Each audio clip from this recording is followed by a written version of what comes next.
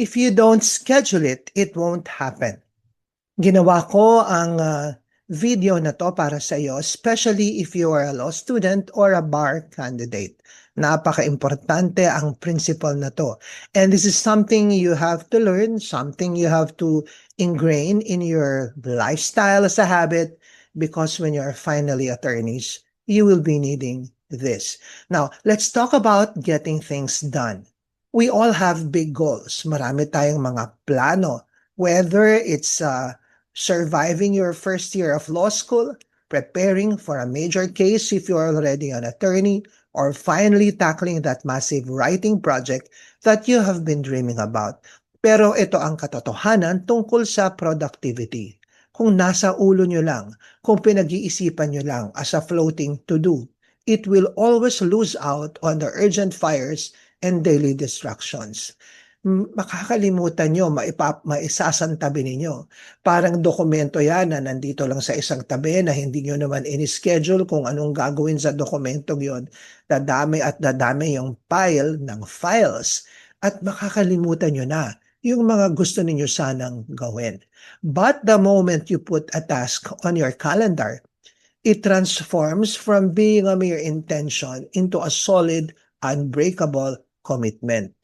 Okay, so think of your schedule as your ultimate boundary setter. When you need an hour of deep focus to digest a dense legal concept or to draft your next big piece of content, you have to lock it in.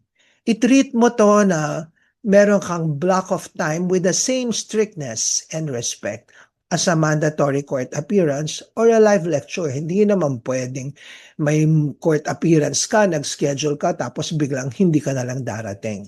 So kung kaya mong mag-stick sa schedule na katulad nun, or meron kang klase, or meron kang forum na kailangang i-attend, ginagawa mo, di ba? Because you schedule it. At ganun din ang gagawin mo for all the other important tasks that you have in mind.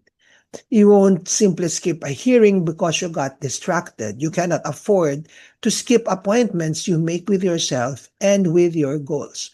So, how can you start making it happen today? Number 1, pinpoint the priority. Isipin mo, ano ba talaga yung pinaka-importante para sa'yo? Choose one single task that will move the needle for you today. Number 2, lock in the block. Put it in your calendar. Lagyan mo ng oras. At ito, sabihin, i-defend mo yung schedule mo. Ipaglaban mo yung schedule mo.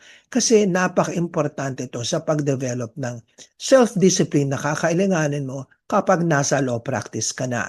And number 3, show up on time. When the time comes, sit down, open your documents, and do it. Execute. No excuses. So, stop letting your brilliant ideas and big ambitions float in the air. Anchor them to your schedule and watch your goals become your reality. Keep moving forward, and as always, do justice. See you in the next video. Simplehan natin ang batas so we can do justice. That's easy law.